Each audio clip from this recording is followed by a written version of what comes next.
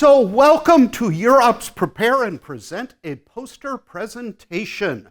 My name's Jerry McMillan. I'm a UROP advisor, and if you could scan the QR code on the sheet in the back, we could get you checked in. That would be great. And today we are going to talk about our upcoming symposium poster session.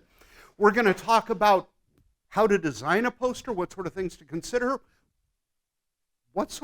what do you want to put on it? What do you not want to put on it? All of those sorts of things that go into actually building a poster. Then we'll spend some time talking about presenting a poster. If you would scan the QR code at the back, that would be great. We'll talk about, during the poster session, there's a poster, there's you. How do the two work together? And then after that's done, we're going to spend some time, as you can see, I've brought visual aids. What we're going to do is we're going to take a couple of minutes. I'm going to invite all of you to take a look at them, and then we'll just talk about them. What do we like? What do we not like?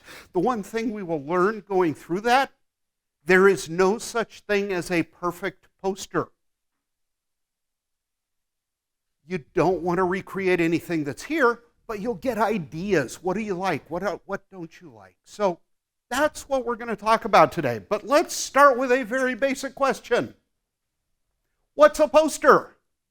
For our purposes, a poster is a 3-foot by 4-foot piece of stuff.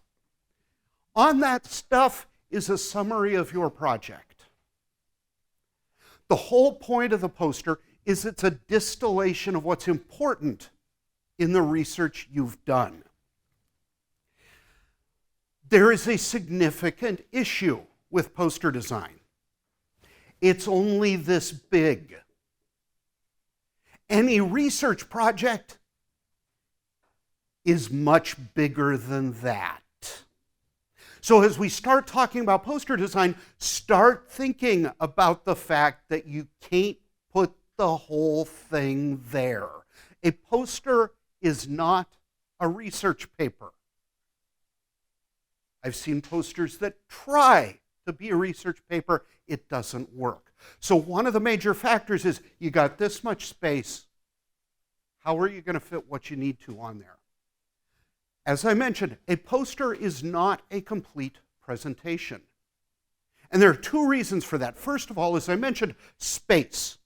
You can't get it all there. But the other thing about a poster presentation is the poster is half of the presentation. What's the other half? You.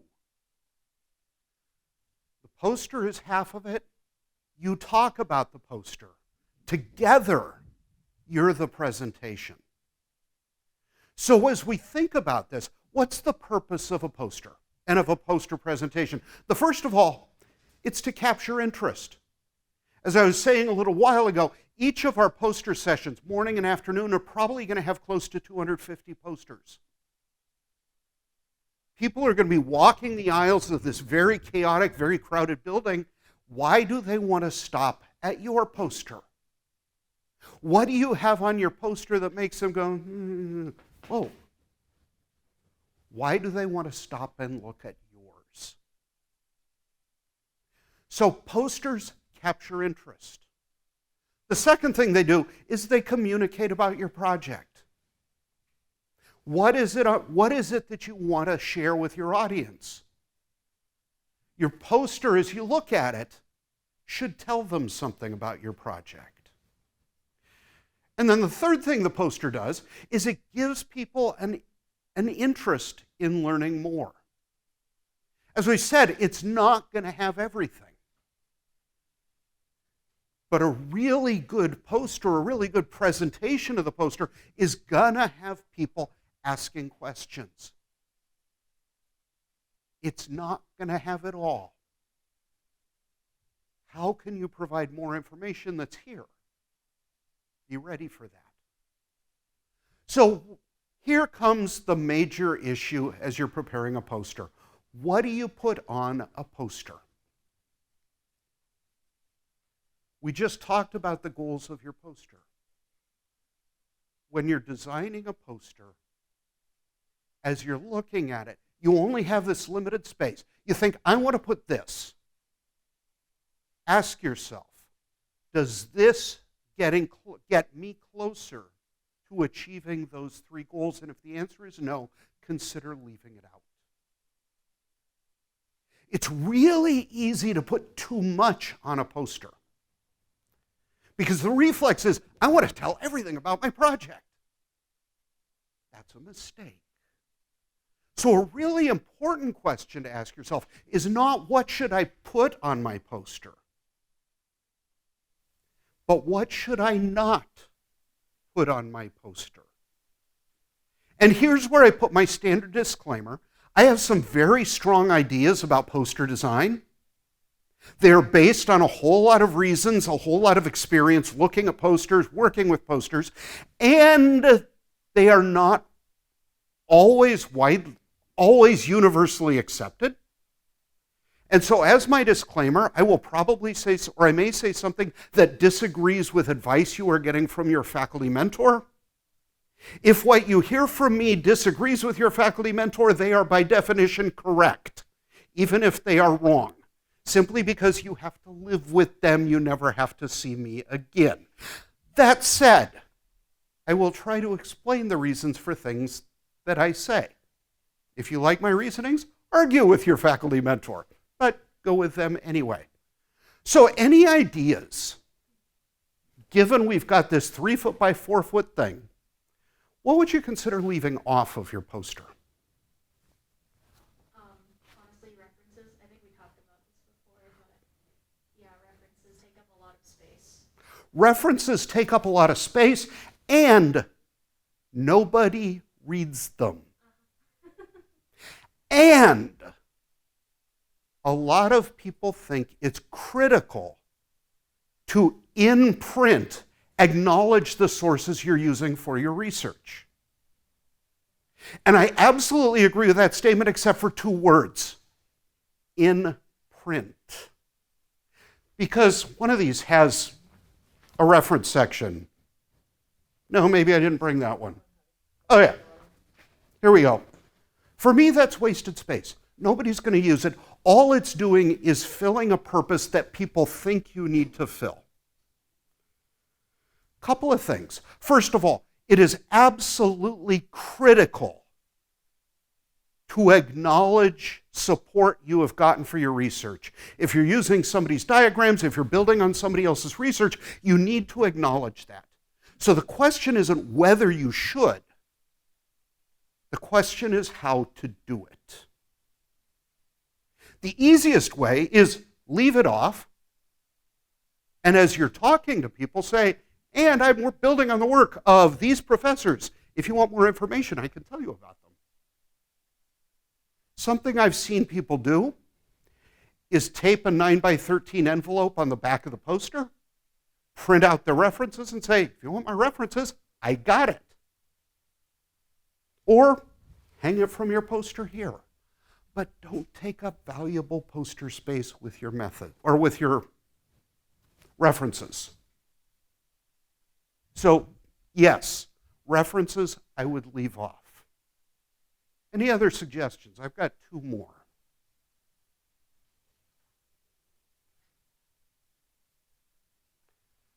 For me, and this is the one that's the most controversial, is I would never put an abstract on a poster. I know if you are doing biosci excellence in research, they require you to put an abstract on a poster. If you're doing that and talking to them, ask them why. Because if you recall what we said when we said, what is a poster? The answer is a summary of your research. What's an abstract? A summary of your research. So to me, putting a summary of research on a summary of your research is not only redundant, as we'll talk about later when we're looking at the specific posters, you put a giant block of text on there, people aren't going to look at it. People aren't going to be drawn to it. They're not going to spend the time to read it.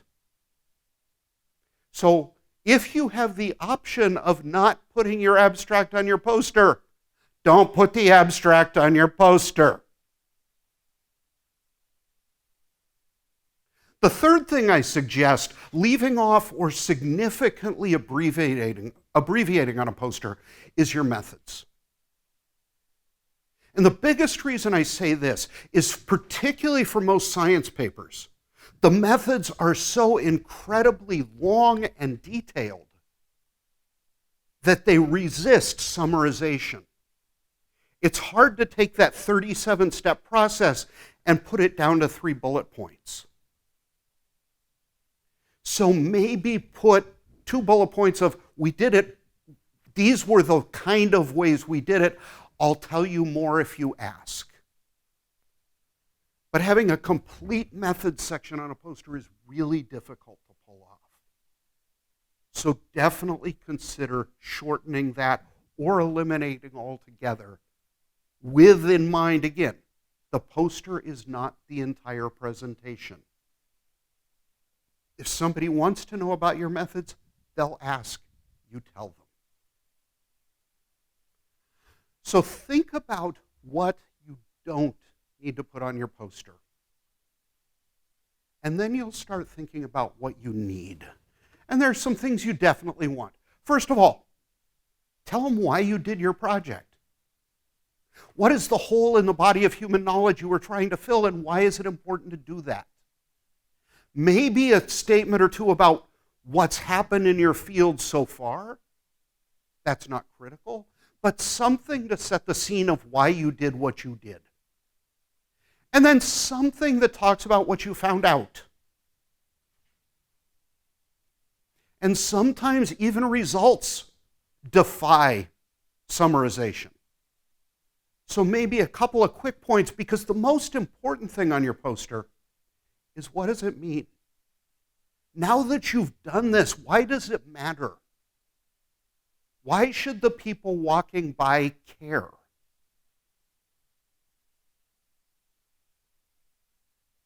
Think about the goals of the poster. Ask yourself, am I fulfilling these goals?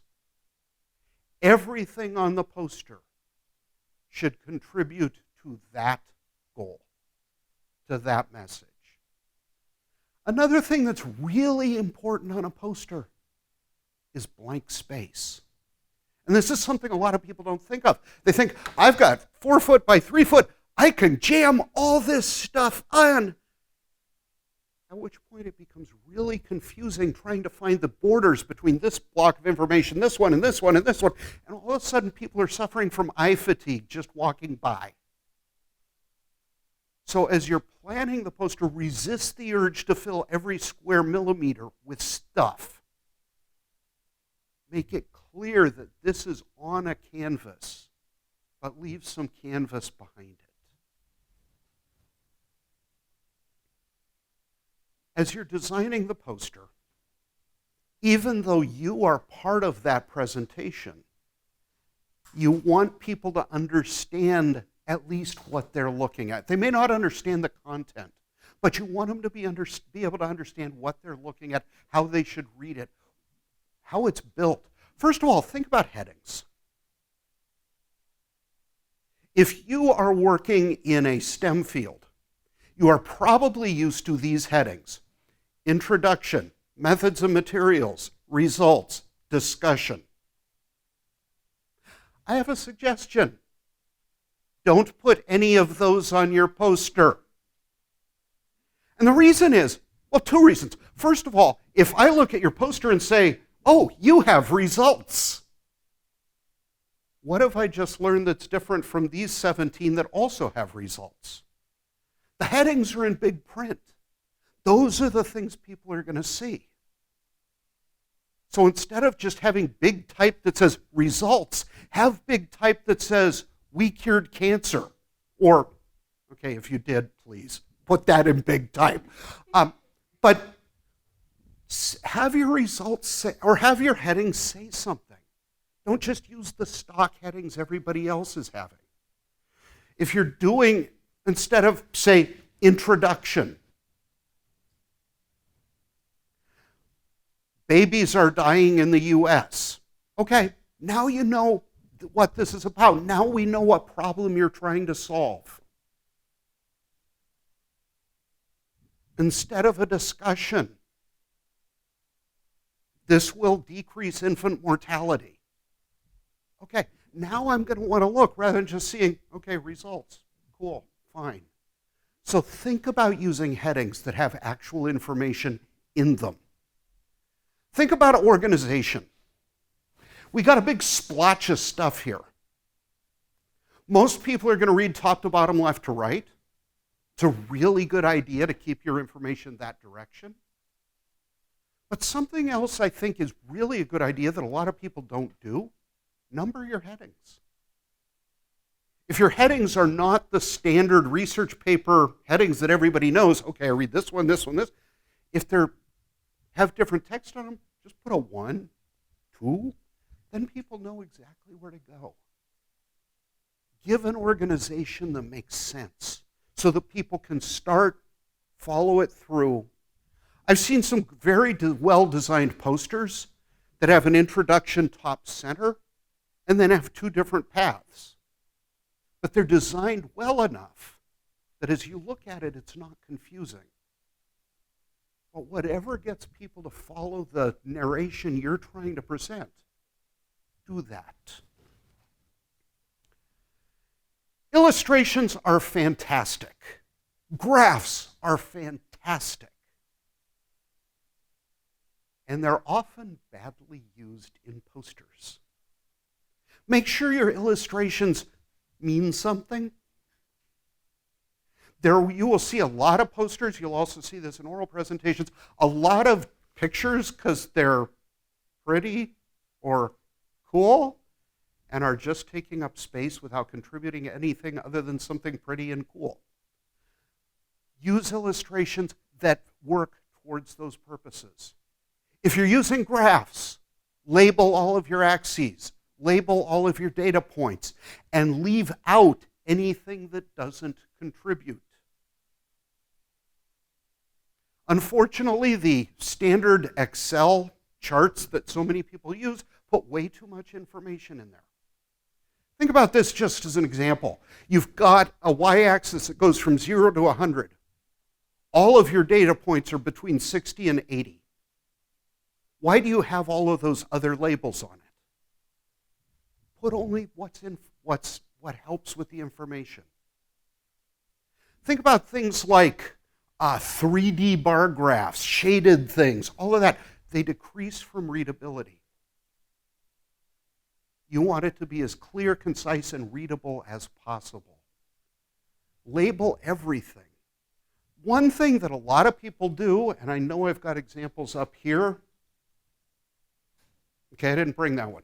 One thing a lot of people do is they number figures on a poster. I strongly recommend you do not do this. The reason to number a figure in a research paper is you can say things like, as you can see in figure 12 on page 37. Well, we only have one page. Your caption is probably right under the figure. You don't have text that says, see that figure, it's just sitting there. So don't number your figures. It's extra space. But do have a very clear caption. Another thing, you want to be able to read your poster from a distance. You want to at least be able to read your title from minimum 6 feet. And when I say you, I am not just talking about your very young eyes, I am talking about my very old eyes.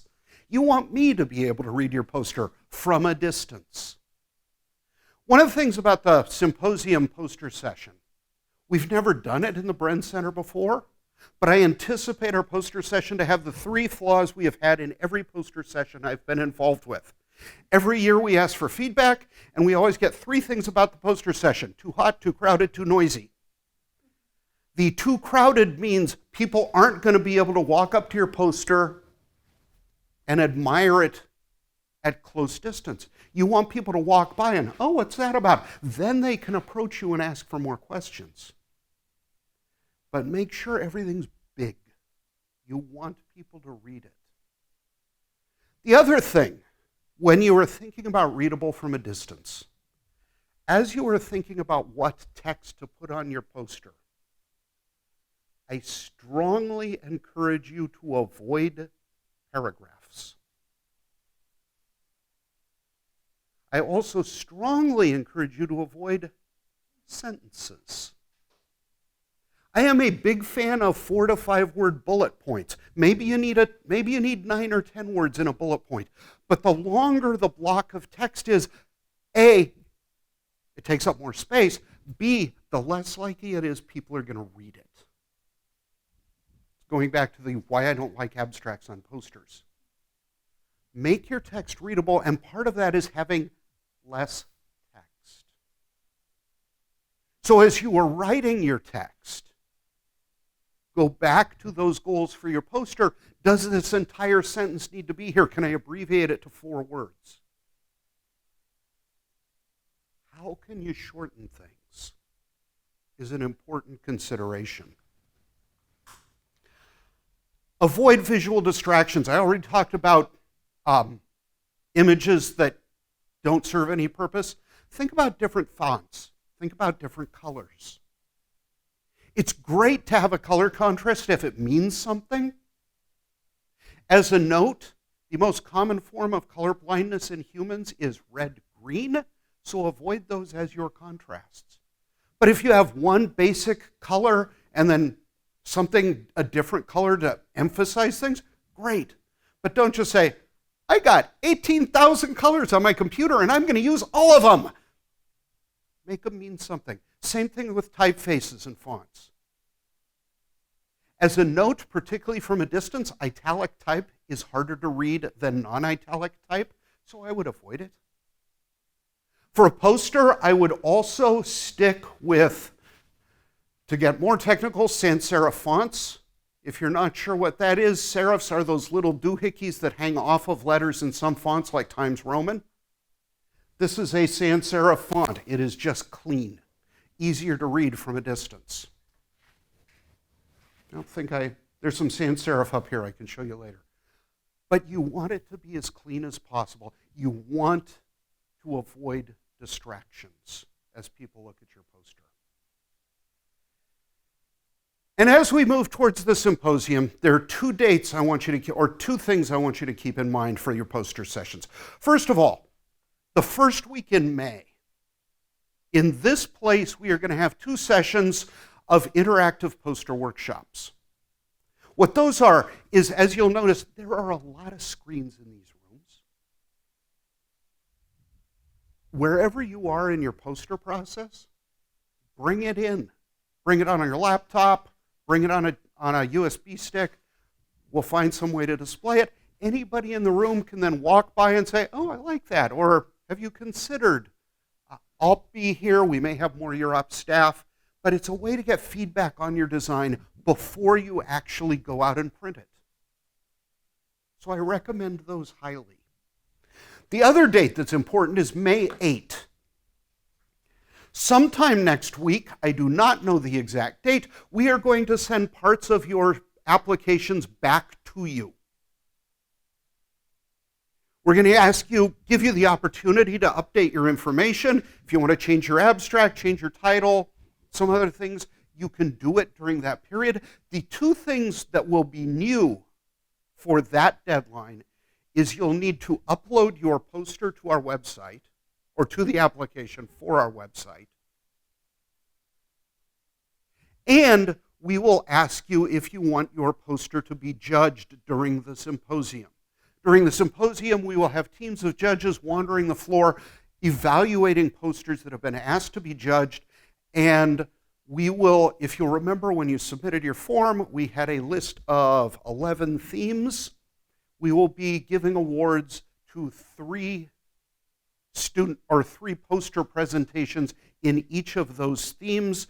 These are the Chancellor's Awards for Excellence in Undergraduate Research, which means you get a certificate signed by the Chancellor, which is pretty cool.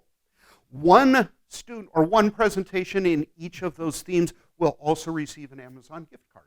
So if you want your poster to be judged at the symposium, you will also need to choose that before the May 8th deadline. Some of you may be thinking, May 8th, but the symposium's on the 19th. I'm not going to have it ready by then. Which brings me to another point.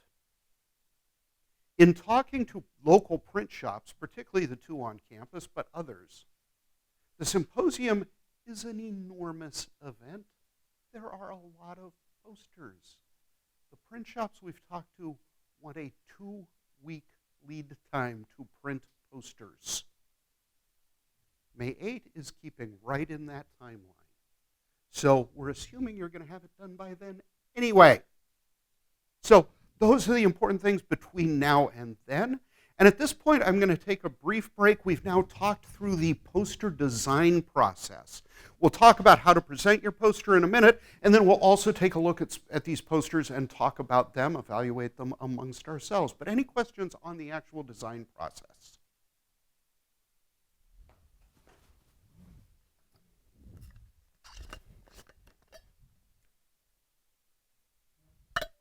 Either I covered it perfectly or I've just stunned you with too much information. Then let's move on. Yeah, go ahead.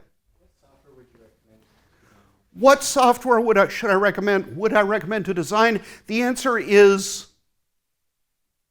I always have to say this. If you've ever been to any of my workshops, the answer to almost everything is, it depends. This is an it depends. Partially it depends on use what you're comfortable with. A lot of people use PowerPoint simply because it's really easy to build a rectangular thing in PowerPoint because it's built for that sort of thing. I'm not a fan because PowerPoint is somewhat lacking in the precision department. I'd use Illustrator, but I have Illustrator. So use what you have, use what you're comfortable with, but PowerPoint is probably the one that's used the most. Other questions?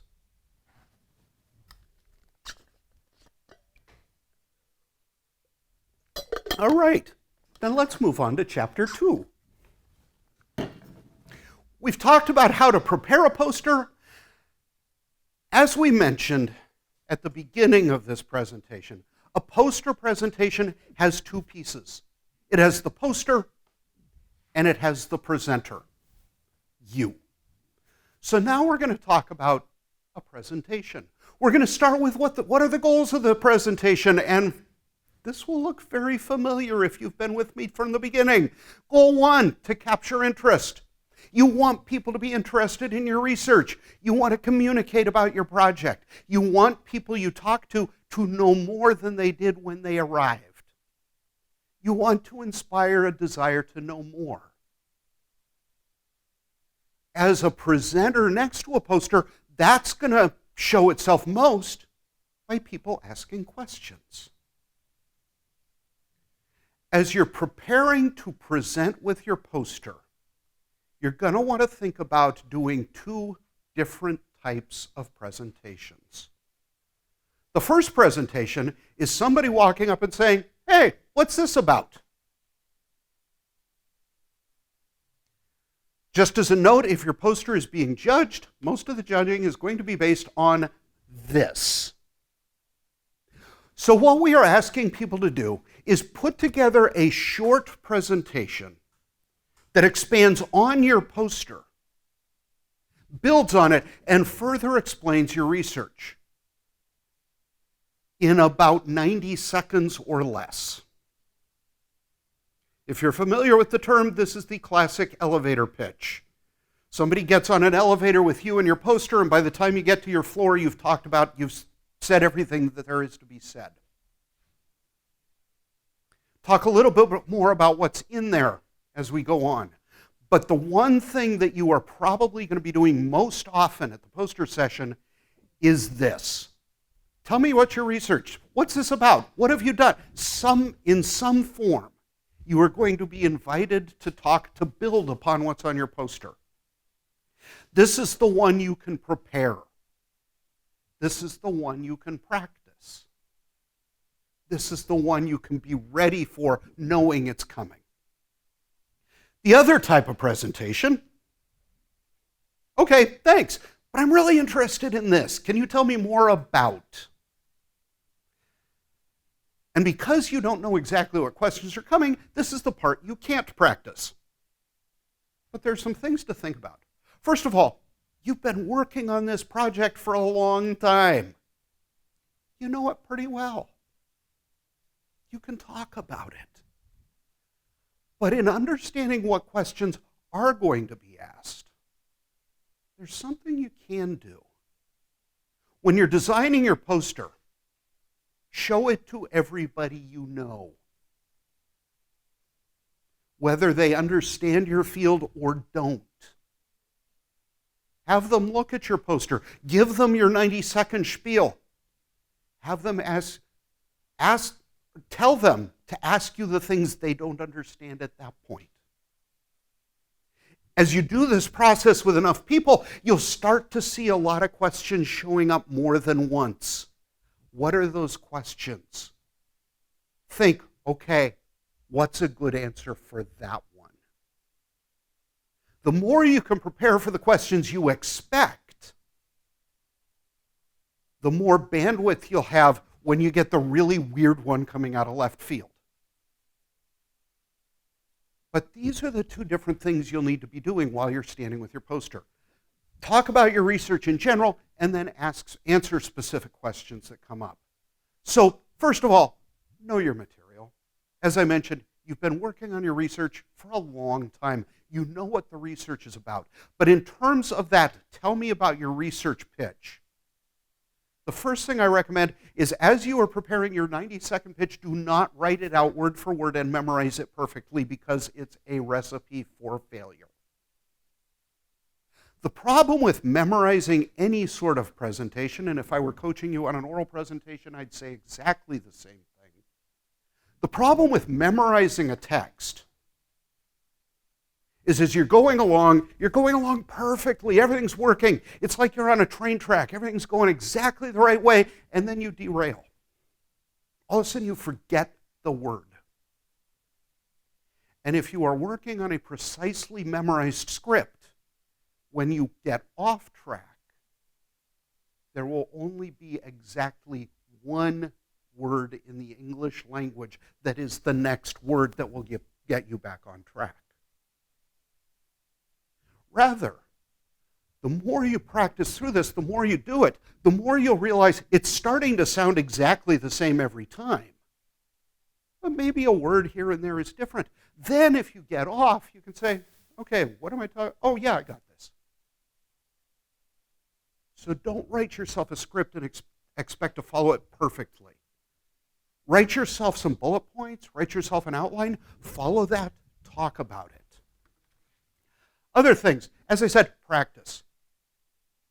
Practice your 90-second pitch. Practice answering the questions that come up. The more you practice, the cleaner it's going to get. After you've practiced it, think about it. What did you do well? What didn't you like?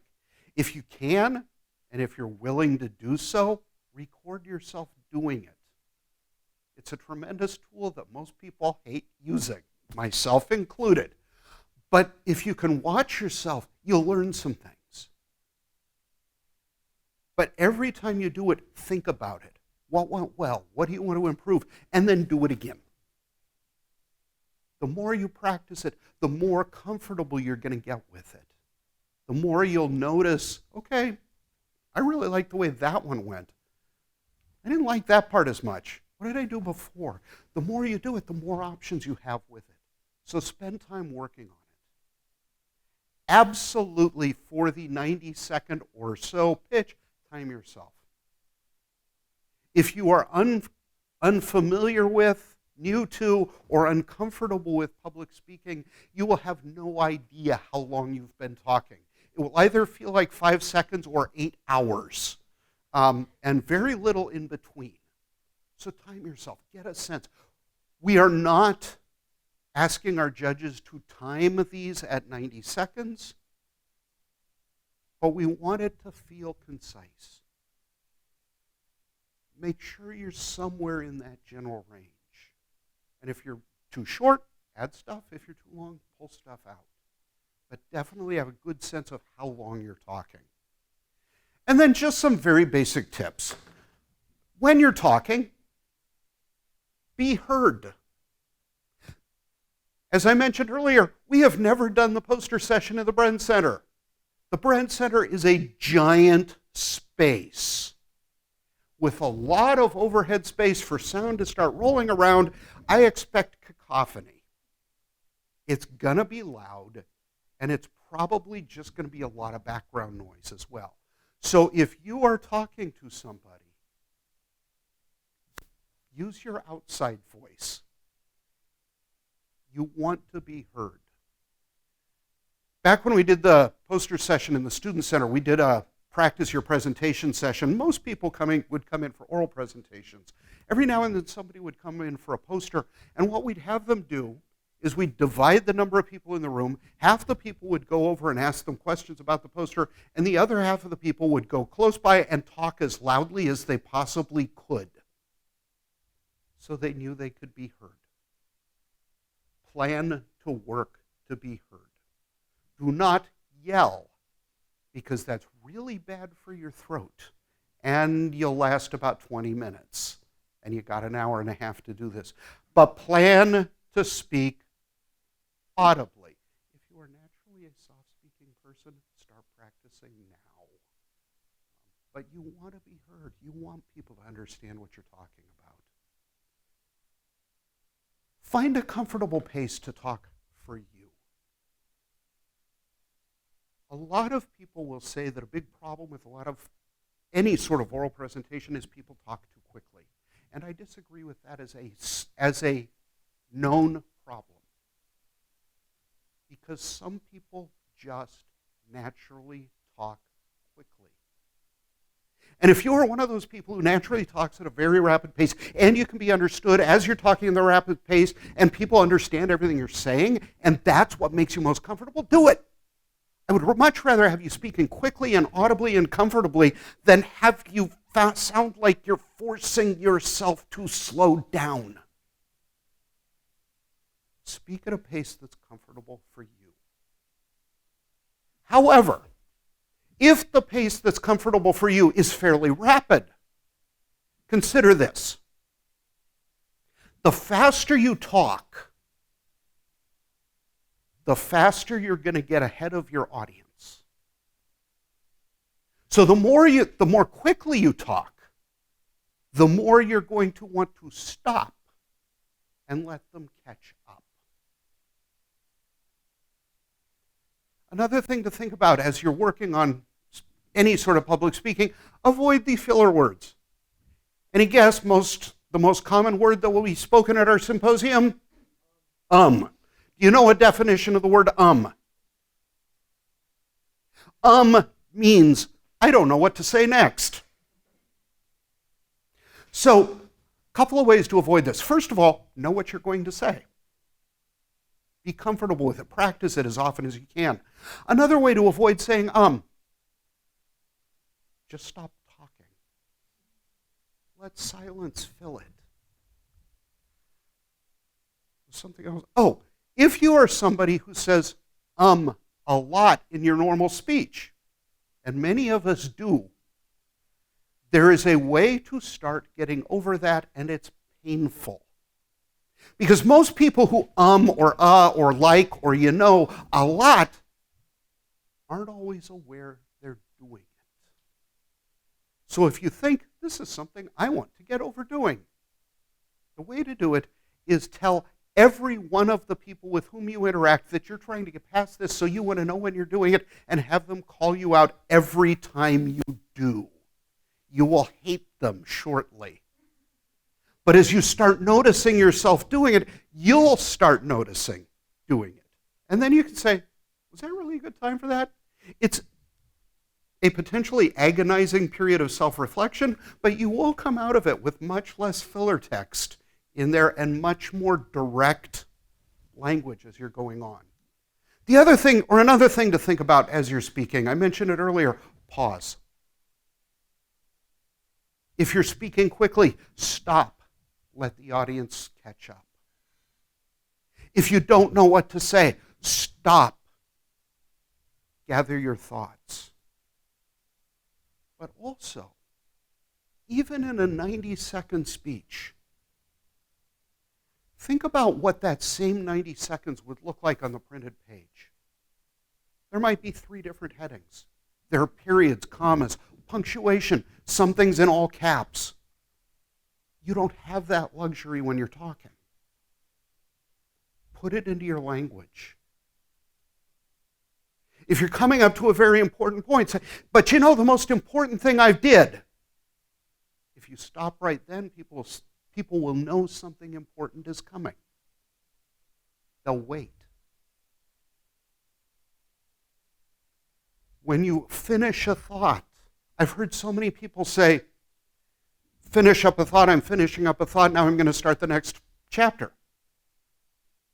And as a listener, I think, wait a minute, what just happened? I'm finishing up my thought. Now I'll move on.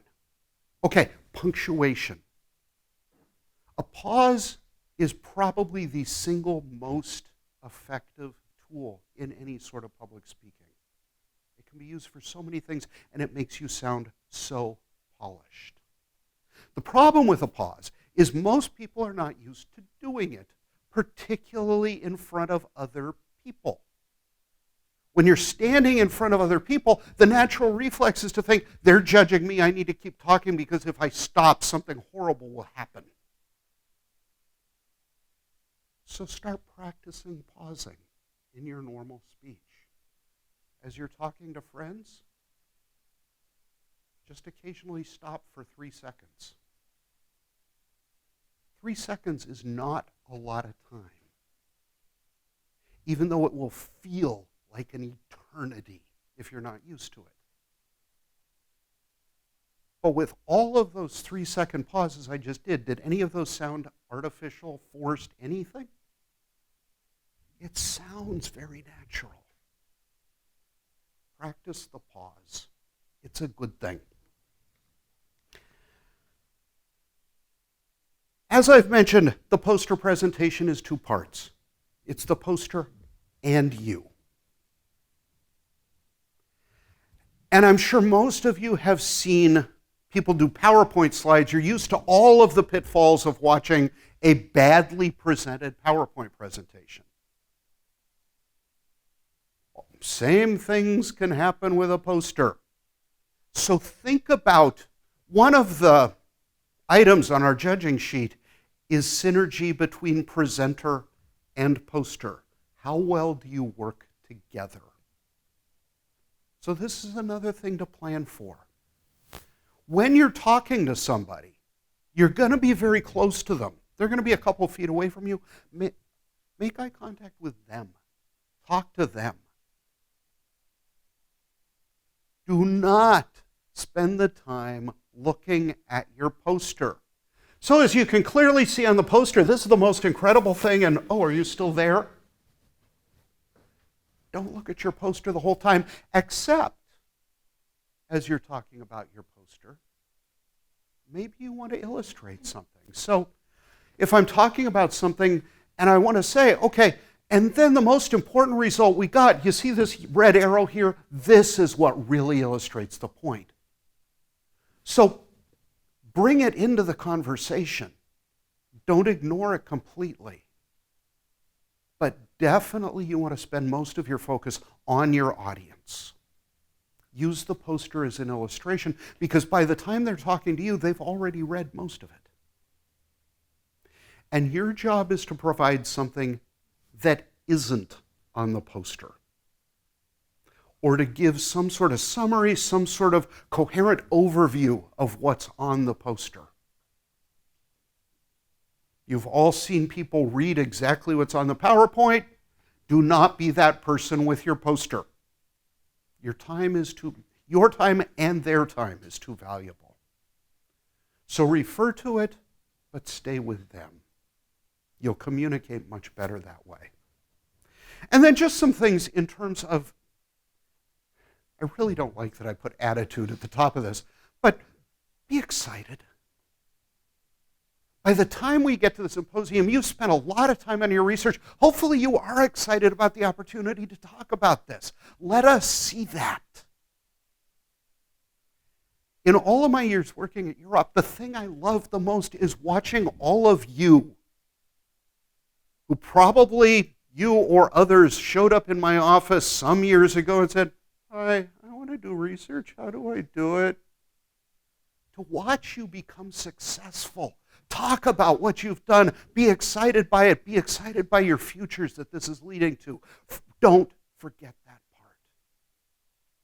This is the one that's always hard. When you are talking in front of other people, whether it's a conversation or in front of a room, people always say, "And act natural." Yeah, this is an unnatural act. But the more comfortable you can be, the more cleanly you'll communicate with your audience. So just a couple of notes. Poster sessions, an hour and a half, either morning or afternoon. I recommend do things like, unless you are severely addicted, avoid caffeine, because then you don't have the crash halfway through. Take a walk beforehand. Whatever you can do to relax your body. If you're into meditation, do a little bit. Do a little yoga. But whatever you can do to relax before you get to the presentation, the less stressful it'll be when you're actually doing it.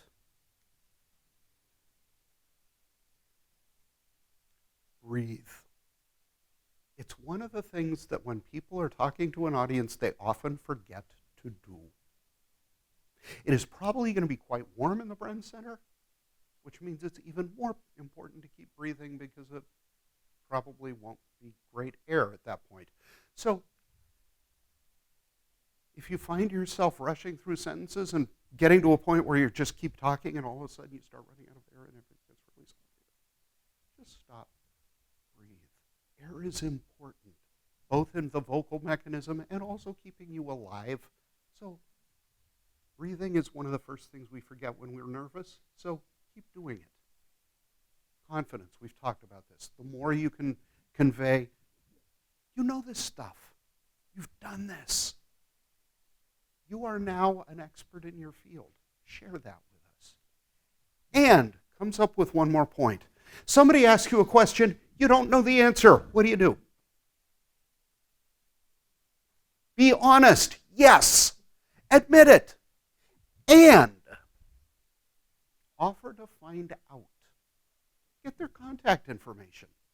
If you happen to see your faculty mentor walking by, "Hey, professor, can I borrow you for a minute?" Say, "Oh, great question. I don't know. Can I get back to you with an answer?" They will love you for that. They'll be impressed, and you'll get the opportunity to learn something new. So be humble.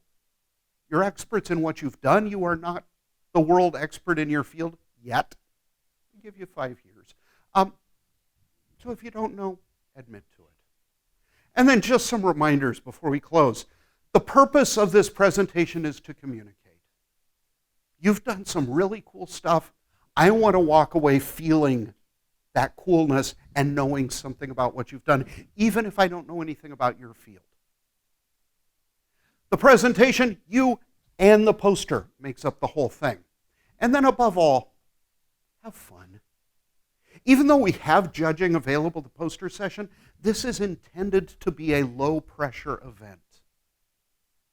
One of the major purposes of the symposium is to give you all the opportunity to present at a professional level academic conference without high stakes. Your grad school application, your job, your funding does not depend on this. Enjoy it. Have a blast. And then when it does have those high stakes, you'll think, I actually had fun doing this. It'll be easier. There's a QR code on the screen. We'll also send you the same link as a follow-up to this workshop. The reason we do these presentations is we want to help you learn stuff about our programs and what we're doing. The only way we know if we're doing it effectively is if you tell us. So if there are things you think that were A, spectacular, or B, could be improved, let us know. Because, like I say, we want to do as well as we can. The more we learn from you, the better we can do that. And at that point, what we're going to do now is, if there are any questions, I'll take them. And then what we're going to do, I have half a dozen posters here. I'm going to give you all a few minutes, take a look at them, and then we'll just gather as a group and chat. What do we like? What don't we like? What would you do in these instances? It will be very unguided, very random. If you have to leave, by all means do, but that's going to be the last part of this. So any questions at this point? Yeah.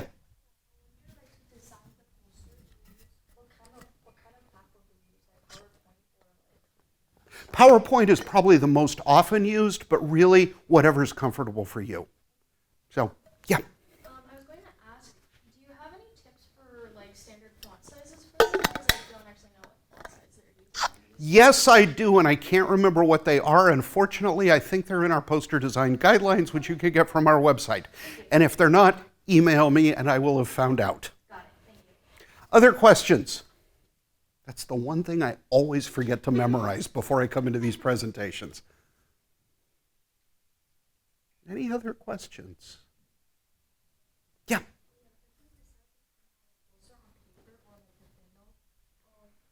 says it on like the guidelines to like contact the UROP office. Do we like email you guys or do we like go in person?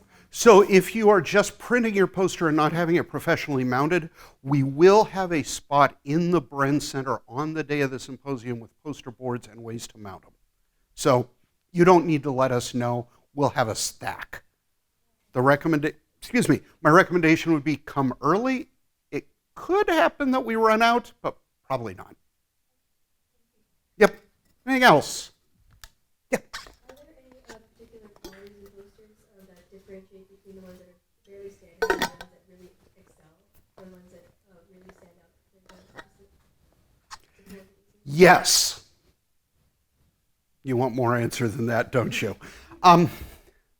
The biggest thing for me in the ones that really stand out are the ones that both keep in mind the goals of the poster, to communicate, to inspire people to ask more, but also the ones that are willing to take risks. If you will go to a lot of poster sessions, say a biosci session, you're going to look at a whole bunch of them.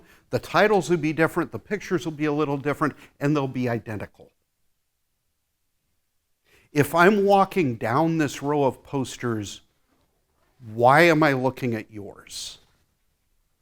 And that's why things like headings that have real information in them, particularly big text, illustrations that mean something, but also are, to a degree, eye-catching, but also there's enough information in the illustration that I can just glance and, oh, that's kind of interesting.